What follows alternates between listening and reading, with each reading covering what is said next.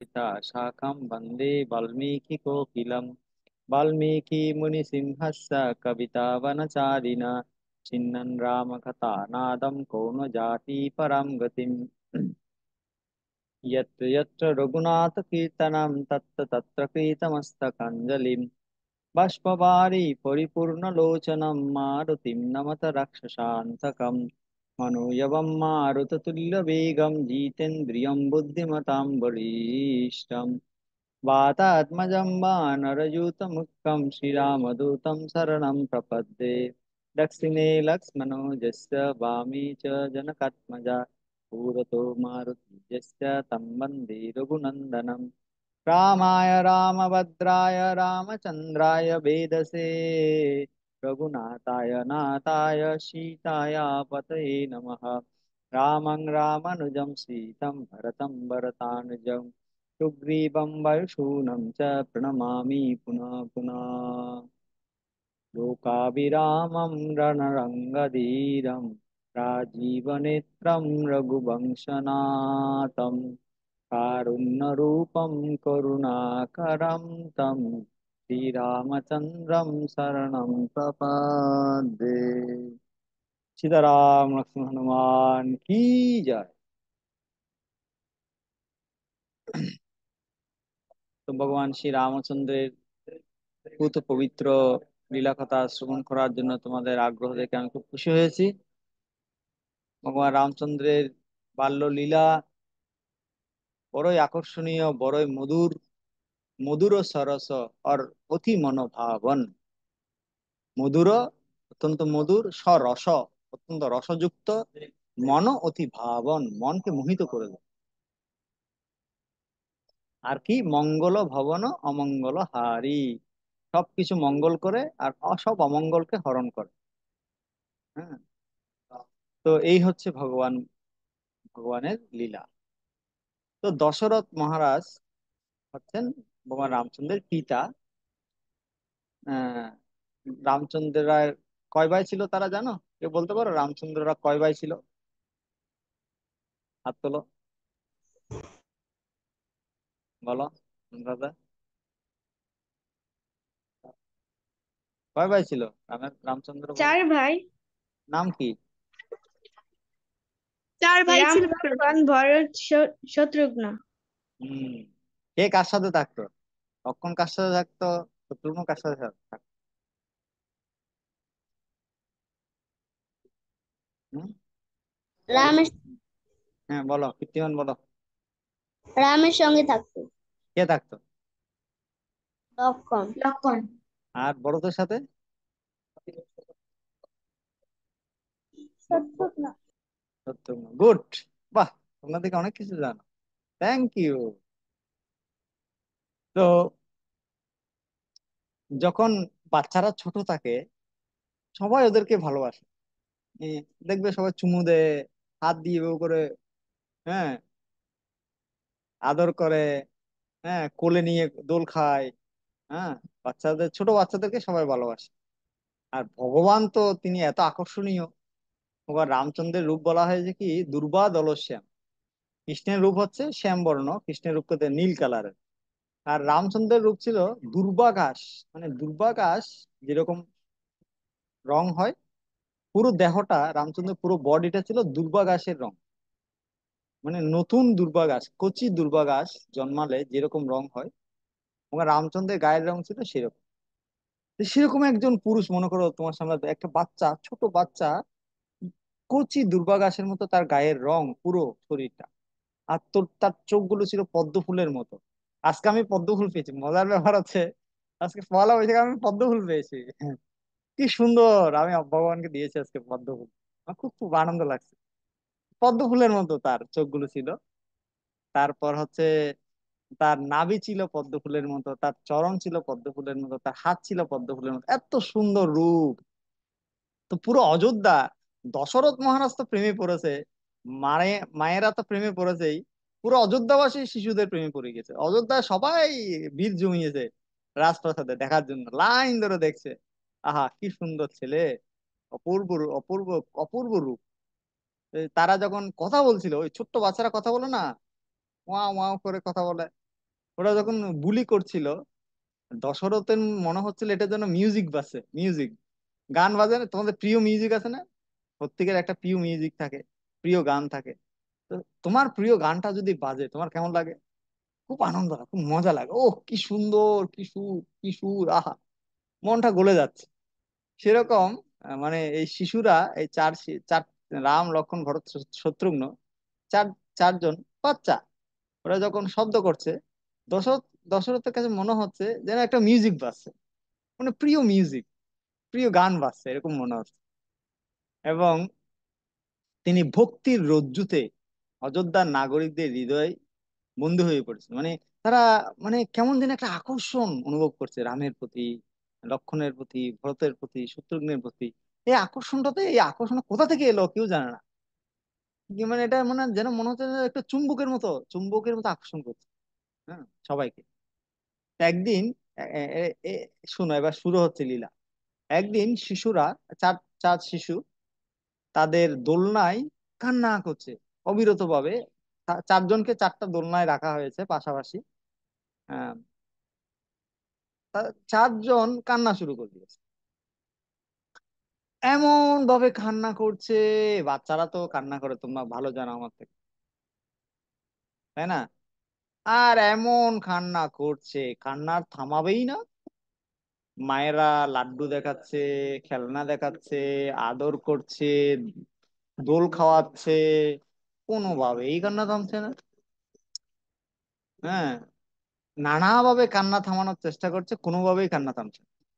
তারপর মানে পাড়া আশেপাশে যারা ছিল, সবাই চেষ্টা করছে, একজনের কোল থেকে আরেকজনের কোলে যাচ্ছে, মানে কোনোভাবেই কান্না থামে না। কি অদ্ভুত, সকাল থেকে বিকাল হয়ে গেছে, একটা কান্না থামাবেই না।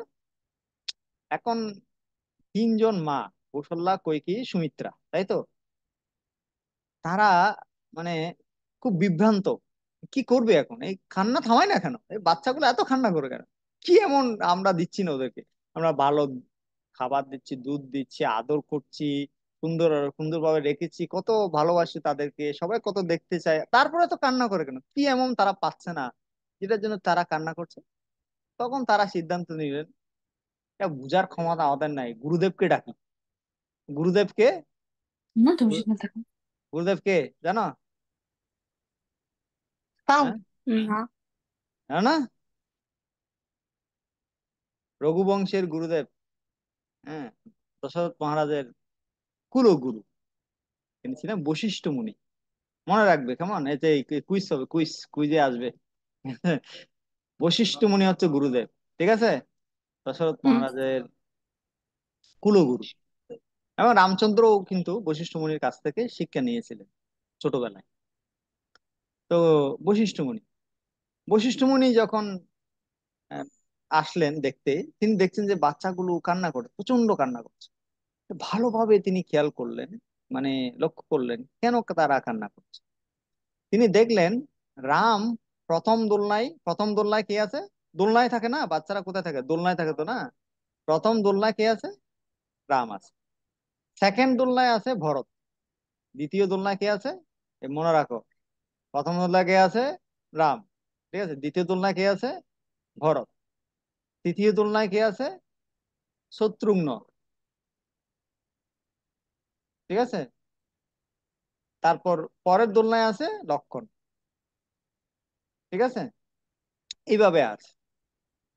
তা এখন, সরি, আমি একটু ভুল বললাম, ভরতের পাশে 3 নাম্বার দোলনায় আছে লক্ষণ, আর তারপর চতুর্থ দোলনায় আছে শত্রুঘ্ন। প্রথম দোলনায় রাম, দ্বিতীয় দোলনায় ভরত, তৃতীয় দোলনায় লক্ষণ। রাম, লক্ষণ, ভরত, শত্রুঘ্ন, যেভাবে আমরা বলি আর কি। হ্যাঁ, রাম, লক্ষণ, ভরত, শত্রুঘ্ন, এভাবে এভাবে তো বলি, কিন্তু এই সিকুয়েন্সে নেই। সিকুয়েন্সটা উল্টো আছে। সিকুয়েন্সটা কি আছে? রাম আছে, ভরত আছে, লক্ষণ আছে, শত্রুঘ্ন আছে। মানে রাম হচ্ছে কৌশল্যার পুত্র, ভরত হচ্ছে কৈকেয়ীর পুত্র, লক্ষণ হচ্ছে সুমিত্রা, এবং শত্রুঘ্ন হচ্ছে সুমিত্রার পুত্র, ঠিক আছে। তো প্রথম দোলনায় রাম, দ্বিতীয় দোলনায় ভরত, তৃতীয় দোলনায় লক্ষণ, চতুর্থ দোলনায় শত্রুঘ্ন, এই সিকোয়েন্সে আছে। তো এটা তিনি, বশিষ্ঠ মুনি ভালো করে খেয়াল করলেন যে কেন এই শিশুরা কান্না করছে, কি ব্যাপার। তখন তিনি একটা, তার মাথায় হঠাৎ করে ভগবান বুদ্ধি দিল। উনি অনেক, বশিষ্ঠ মুনি অবশ্যই অনেক মহান ঋষি। তো তিনি সাধারণ ব্যক্তি নন, তিনি জানতে পারেন। তো তার মাথায় বুদ্ধি এলো যে এই যে দোলনাগুলো একটু এক্সচেঞ্জ করা যায়, মানে স্থান পরিবর্তন করলে কি হয় দেখা যায়। মানে রামের পাশে ভরত আছে, ভরতকে একটু সরিয়ে শত্রুঘ্নের পাশে রাখি, লক্ষ্মণকে সরিয়ে রামের পাশে রাখি, তাহলে কি হয় দেখা যায়। মানে একটু এলোমেলো করলে কি হয়।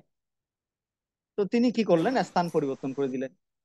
যখন দেখা গেল যে রামের পাশে লক্ষ্মণকে রাখা হলো, পাশের দোলনায়, কান্না একটু কমে গেল, কানছে একটু লো হয়ে গেল, সাউন্ড লো হয়ে গেল। আর যখন ভরতের পাশে শত্রুঘ্নকে রাখা হলো, তাদেরও সাউন্ড লো হয়ে গেল, কান্না কমে গেছে। সবাই তো অবাক, এই হোয়াট ইজ দিস, আমরা এতক্ষণ এত কিছু খাওয়ালাম, এত এত আদর করলাম, এত দোল খাওয়ালাম, এত কিছু করলাম, কোনো কিছু হলো না, এই দোলনা চেঞ্জ করে দিল, কান্না থেমে গেল, হোয়াট ইজ দিস। সবাই অবাক। কিন্তু কান্না পুরোপুরি থামিনি এখনো, একটু একটু এখন একটু ঠান্ডা, এখনো কাঁদছে, পুরোপুরি থামিনি এখনো। বশিষ্ঠ চিন্তা করছেন, আচ্ছা সূত্র আমি পেয়ে গেছি, সূত্রটা আমি পেয়ে গেছি, আবার সমাধানটা করবো। ঠিক আছে। তো তিনি কি করলেন, লক্ষণকে ও দোলনা থেকে তুলে রামের দোলনায় ঢুকিয়ে বসিয়ে, মানে শুইয়ে দিলেন। রামের পাশে লক্ষণকে শুয়াই দিলেন। আর শত্রুঘ্নকে ওর দোলনা থেকে কোলে নিয়ে ভরতের পাশে শুয়াই দিলেন, একই দোলনায়। যদিও দোলনাগুলো অত বড় ছিল না, কিন্তু মোটামুটি অ্যাডজাস্ট হয়ে গেছে। যখন তারা পাশাপাশি শুইলো, একজনের পাশে একজনকে রাখা হলো, রামের পাশে লক্ষণকে, ভরতের সাথে শত্রুঘ্নকে, সাথে সাথে কান্না স্টপ, পুরোপুরি স্টপ, কান্না পুরোপুরি বন্ধ। সবাই অবাক, হোয়াট ইজ দিস, কান্না বন্ধ। আরে কোনো মেডিসিন লাগলো না, খেলনা লাগলো না, আদর মহব্বত লাগলো না, কিচ্ছু লাগলো না, পাশে রাখলো, কান্না বন্ধ। এটা কিরকম। তারপর ওরা দেখছে বাচ্চাগুলো কি করে, সবাই তাকিয়ে আছে বাচ্চাগুলোর দিকে, মানে বিশাল ভিড় হয়ে গেছে। হ্যাঁ বিশাল, মানে রাজপ্রাসাদে বিশাল একটা মেলা হয়ে গেছে, কারণ সারাদিন কান্না করছে না, অনেক লোক এসেছে, আর রাজার ছেলে কান্না করছে, তাই না। বিশাল ভিড় হয়ে গেছে দেখার জন্য কি করে তারা, লক্ষণ কি করে, রাম কি করে, আর বড়দার শত্রুঘ্ন কি করে। তখন সবাই অবাক হয়ে দেখছে যে সবাই অবাক হয়ে দেখছে যে লক্ষণকে যখন রামের পাশে রাখা হলো, লক্ষণের মাথাটা তো রামের পাশাপাশি রাখা হয়েছিল না, রামের মাথা লক্ষণের মাথা, লক্ষণ কি করছে, মাথাটা উল্টানোর চেষ্টা করছে, মানে আহ যেদিকে রামের চরণ সেদিকে মাথাটা নেওয়ার চেষ্টা করছে লক্ষণ। ঠিক আছে। মাথাটা ঘুরিয়ে রামের চরণটা মাথায় লাগাতে চাচ্ছে লক্ষণ। আর ওদিকে শত্রুঘ্ন কি করছে, একই কাজ করছে, শত্রুঘ্ন সেম কাজ করছে। শত্রুঘ্ন কি করছে, ওটাও ওর মাথা ঘুরিয়ে ওর মাথাটা লাগাতে চাচ্ছে ভরতের চরণে। তখন সবাই এবার বুঝে গেছে, এই যে বাচ্চাদের যে ফিলোসফি, হ্যাঁ, চাইল্ড ফিলোসফি, সবাই বুঝে গেছে যে এই বাচ্চাগুলো হচ্ছে মানে ভাই বোন একে অপরের সাথে বন্ড সম্পর্ক, না এরা একে অপরকে ছাড়া থাকতে পারবে না। রাম লক্ষণকে ছাড়া থাকতে পারবে না, লক্ষণ রামকে ছাড়া থাকতে পারবে না, ভরত শত্রুঘ্নকে ছাড়া থাকতে থাকতে পারবে না, শত্রুঘ্ন ভরতকে ছাড়া থাকতে পারবে না। এইটা তারা বুঝে গেছে, মায়েরাও বুঝে গেছে। এর পরবর্তী সময়ে রামায়ণে দেখা যায় যখনই রাম লক্ষণ বা শিশুর বাচ্চারা কান্না করতো, ওই মায়েরা একই একই টেকনিক কাজে লাগাতেন। এই একটাই টেকনিক কাজে লাগাতেন, লক্ষণকে রামের সাথে দিয়ে দিতেন, শত্রুঘ্নকে বলতে সাথে কান্না স্টপ। বাহ, কি দারুণ। এই হচ্ছে একটা, অনেকগুলো মানে বাৎসল্য লীলার মধ্যে একটা লীলা বললাম, শুরু করলাম মাত্র। তো এখন ব্যাপারটা হচ্ছে যে কেন এরকম হলো, কেন লক্ষণ এরকম করলেন, যে গ্রামের পাশে শুইলেন, আবার রামের চরণ লাগাতে চাচ্ছেন মাথায়। আচার্যরা ব্যাখ্যা করছেন যে লক্ষণ একজন জীবকে প্রতিনিধিত্ব, যদিও লক্ষণ ভগবান, কিন্তু লক্ষণ, আচার্যরা বলতে লক্ষণ এখানে জীবের প্রতিনিধিত্ব করছে, আর রাম হলেন ভগবান। তো জীবের কাজ কি, ভগবানের চরণে শরণাগত হওয়া, ভগবানের সেবা করা। তো লক্ষণ সেই কাজটা করছে, লক্ষণ ভগবানের চরণে, চরণটা মাথায় লাগাতে যাচ্ছে, মানে আমি আপনার শরণাগত, আপনার সেবা করতেছি। বুঝা গেছে। এটা আচার্যরা বলছে। কি হলো, এটা কি হচ্ছে এখানে? White board open.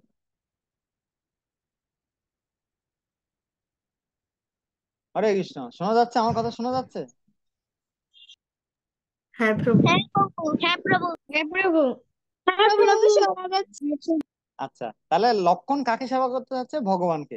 তাহলে জীবের জীবের কাকে সেবা করা উচিত? ভগবানকে সেবা করা উচিত, তাই না? আর শত্রুঘ্নের ক্ষেত্রে ক্ষেত্রে কি হয়েছে?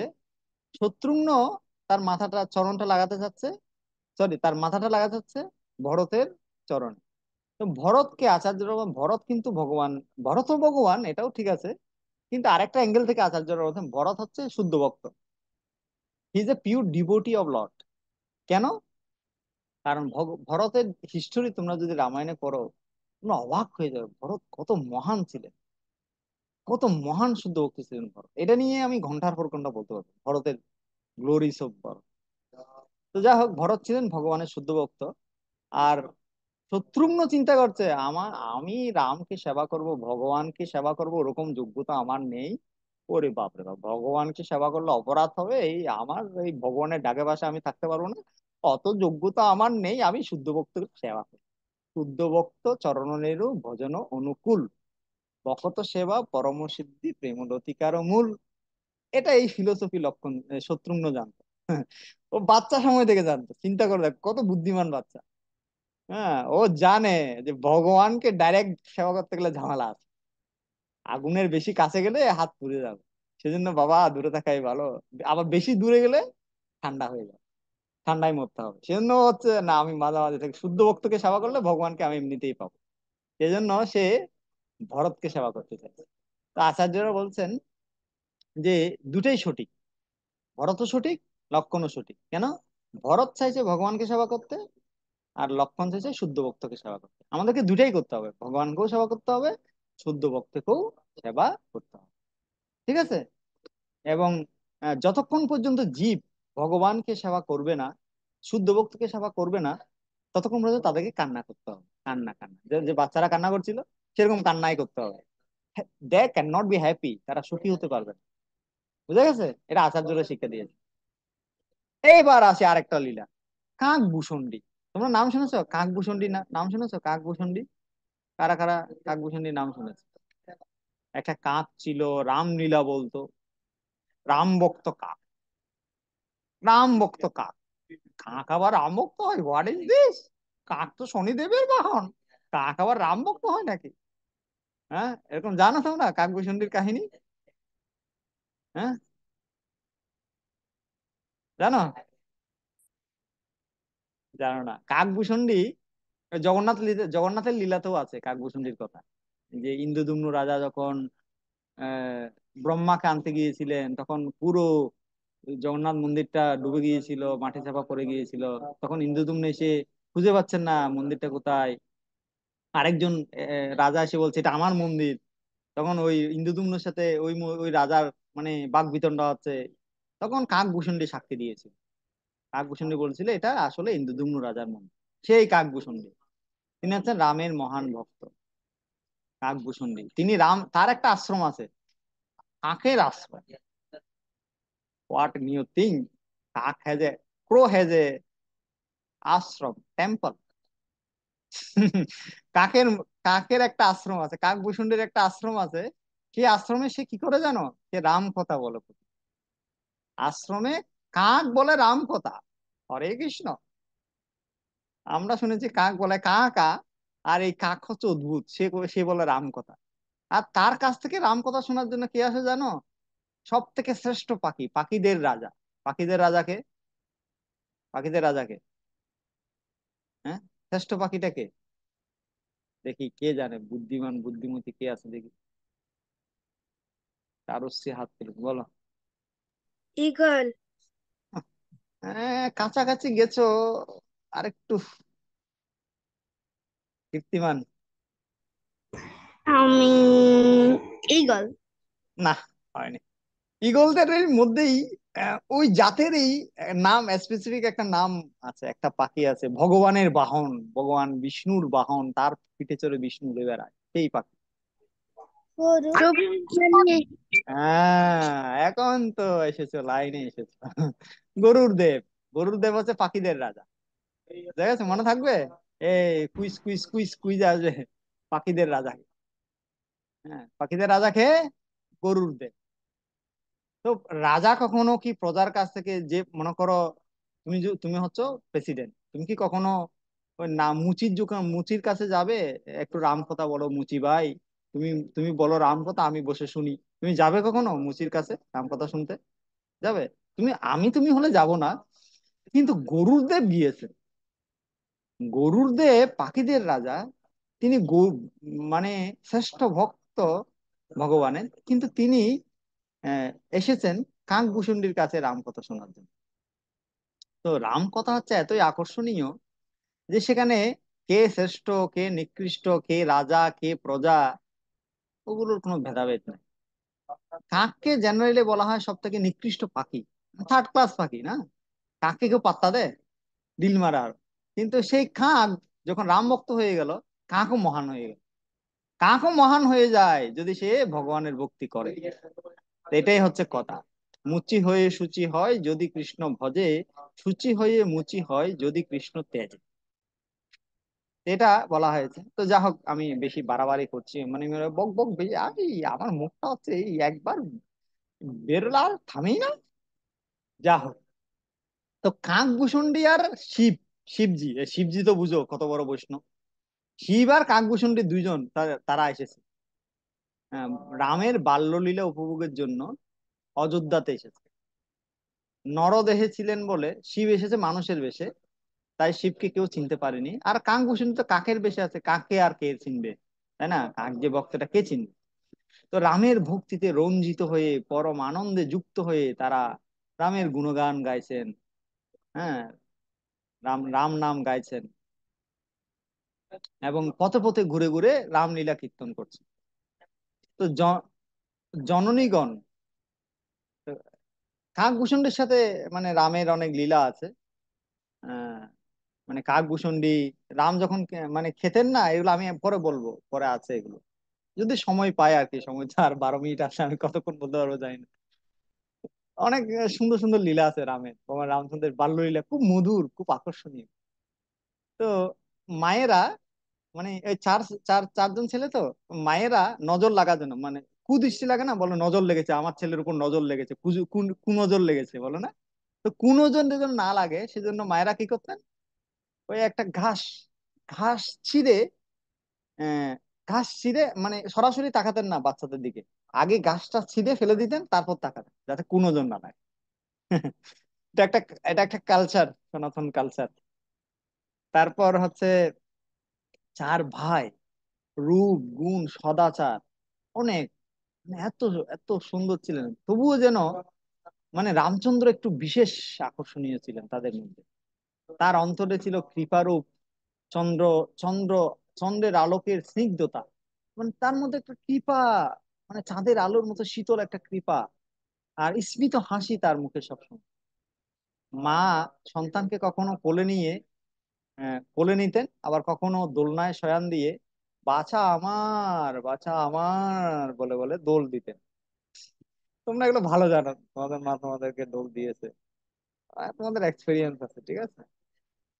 তো রামের নীল কমল, নীল কমল, কি কমল, কিরকম?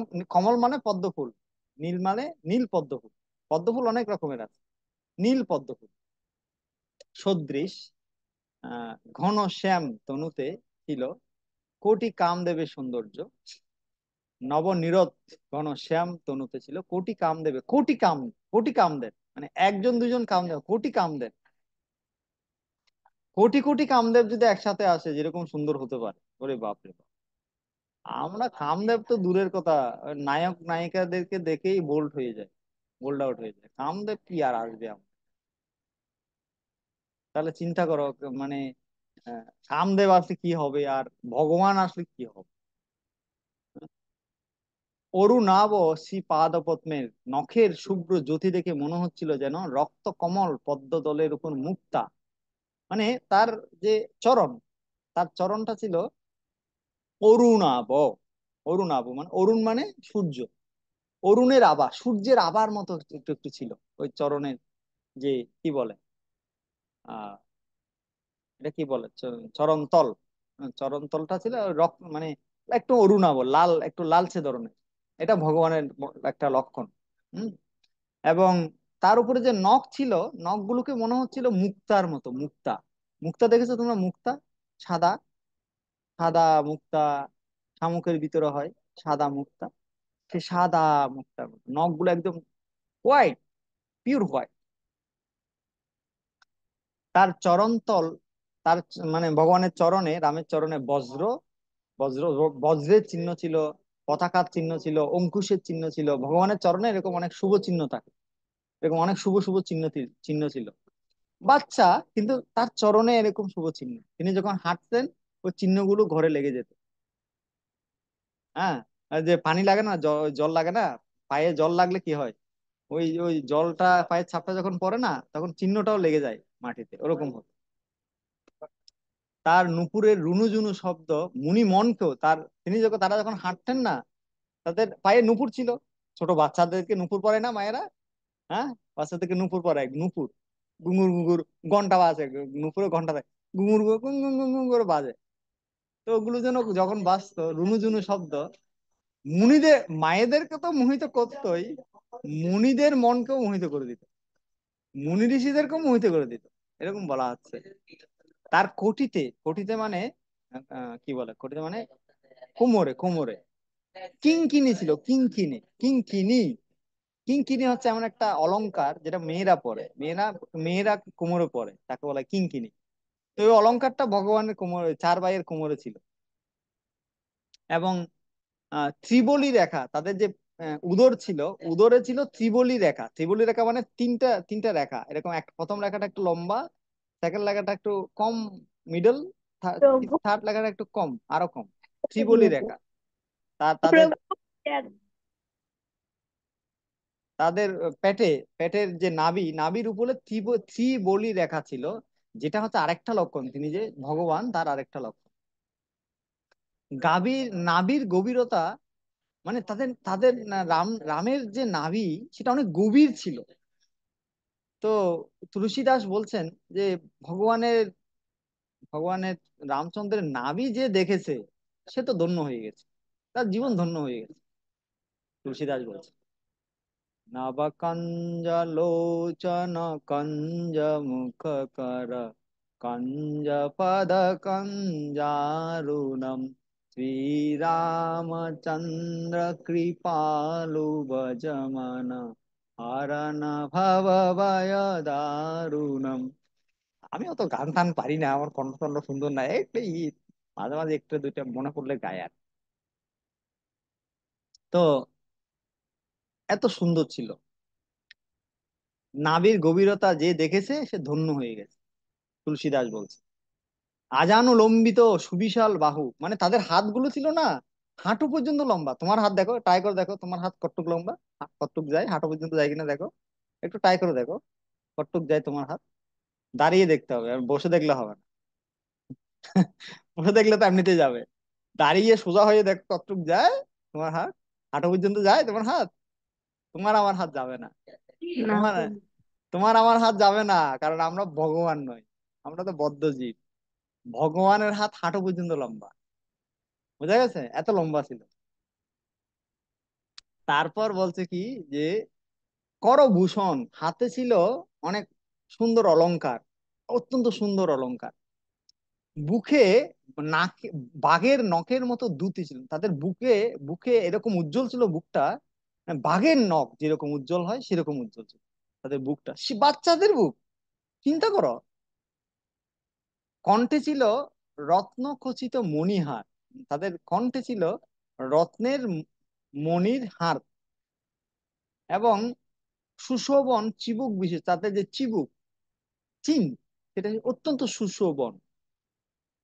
বদনে, বদন মানে মুখে, অসংখ্য কামদেবের যুগপৎ অধিষ্ঠানের সৌন্দর্য।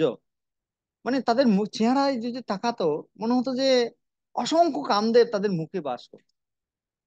এবং নাসিকা, নাসিকা গঠন হচ্ছে সুচারু, অরুণাভ অদরের মধ্যে দুটি দন্তের অনুপম শোভা।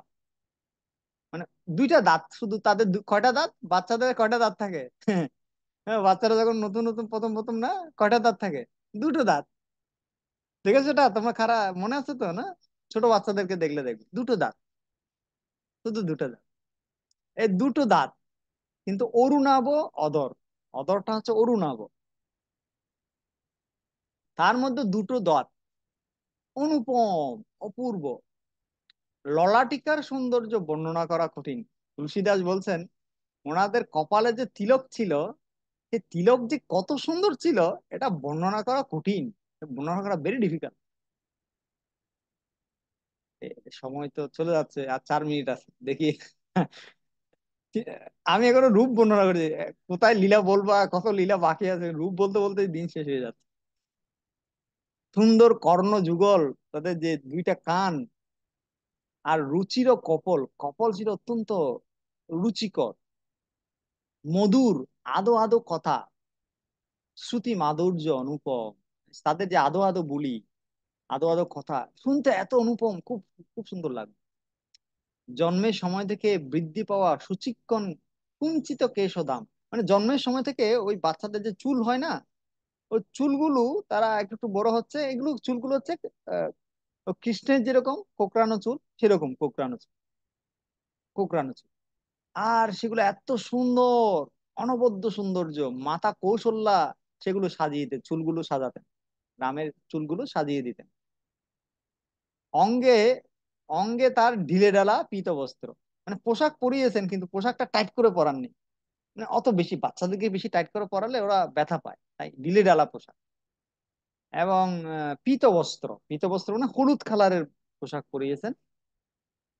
বাল্যলীলায় হাঁটু, হাঁটু আর হাতের উপর ভর করে ওই বাচ্চারা একটা পর্যায়ে কি করে, হামাগুড়ি দেয় না, হামাগুড়ি, হামাগুড়ি দেয়। তো রামচন্দ্রও হামাগুড়ি দিচ্ছেন, হাঁটু আর হাতের উপর ভর করে।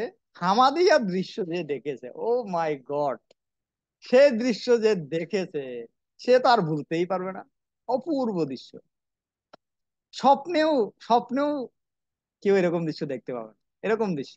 সে রূপের বর্ণনা করা, তুলসীদাস বলছে সে রূপটা যে কিরকম, সেটা বেদের পক্ষেও সম্ভব নয়, শেষনাগের পক্ষেও সম্ভব নয়। तुमक चलत रामचंद्र, बाजत ते जनिया, तुमक चलत रामचंद्र। এরকম একটা ভজন আছে, খুব সুন্দরভাবে তুলসীদাস বর্ণনা করছেন, কত সুন্দর লাগতো যখন রামচন্দ্র এই হামাগুড়ি দিতেন, হাঁটতেন, দৌড়াতেন, কত সুন্দর লাগতো এই বাল্যলীলার উপর। তো এই বর্ণনা দিয়া বেদের পক্ষেও সম্ভব নয়, শেষনাগের পক্ষেও সম্ভব নয়, আমাদের আমার মতো বদ্ধজীবের পক্ষে কিভাবে সম্ভব? স্বপ্নেও যে তাকে একবার দেখেছে, সে এরূপ সৌন্দর্যকে কিছুটা, কিছুটা আভাস পাবে যে রামচন্দ্র কত সুন্দর, কিছুটা আভাস সে পাবে স্বপ্নে যদি দেখে রামচন্দ্রকে এই হামাগুড়ি দিচ্ছে। তা আমরা ভগবানের কাছে প্রার্থনা করতে পারি যে ভগবান, একটু তোমার হামাগুড়ি রূপটা আমাকে একটু দেখাও, কিভাবে তুমি হামাগুড়ি দিয়েছিলে। হ্যাঁ, যদি তিনি দেখান, তার কৃপা হয়, তাহলে তার হামাগুড়িটা আমরা দেখতে পাবো। ঠিক আছে, 6টা বেজে গেছে, আর বলছি না, আরো বহু কিছু বাকি আছে, অনেক লীলা বাকি। বাল্যলীলার কিছুই বলতে পারলাম না, টাইম শেষ হয়ে গেল, ক্ষমা করবে। সবাই, আশা করি ভালো লেগেছে যতটুকু বলেছি। কারো কোনো জিজ্ঞাসা আছে, প্রশ্ন আছে?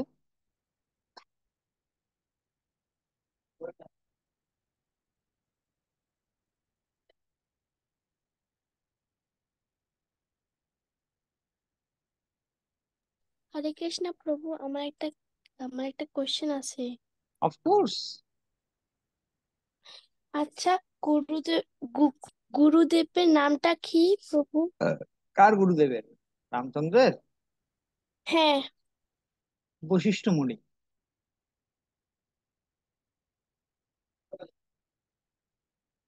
ওনার তো অনেক গুরু, অনেক গুরু আছে, কারণ গুরু অনেক হতে পারে, কিন্তু মেইন গুরু হচ্ছে বশিষ্ঠ মুনি।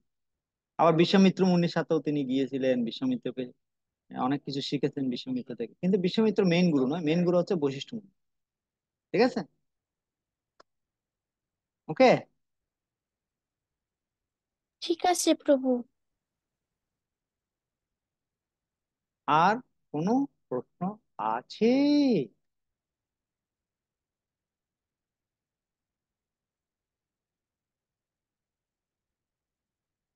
প্রভু আমার আছে। বলো। আচ্ছা, ত্রিতাপ ক্লেশের নামটা কি? ও, ত্রি মানে তিন, ক্লেশ মানে দুঃখ। ত্রিতাপ ক্লেশ মানে তিন প্রকার দুঃখ। আর একটাকে বলা হয় আধ্যাত্মিক ক্লেশ।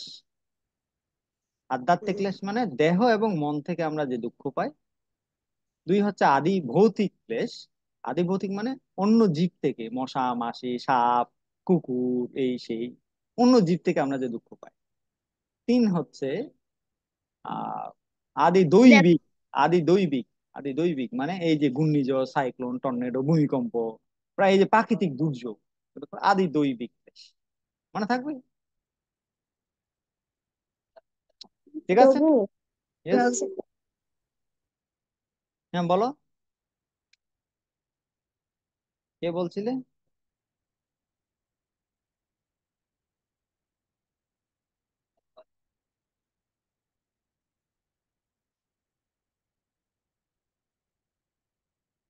ঠিক আছে, তাহলে আমি রাখছি এখানে। সবাই ভালো থাকো, সুস্থ থাকো, কৃষ্ণ ভাবনায় থাকো। হরে কৃষ্ণ হরে কৃষ্ণ কৃষ্ণ কৃষ্ণ হরে হরে, হরে রাম রাম রাম হরে হরে। सीताराम लक्ष्मण हनुमान की जय, अनंत गुरु वैष्णव की जय, शिल गुरुपाद की जय, गुरु महाराज की जय, गौतम आनंद की जय।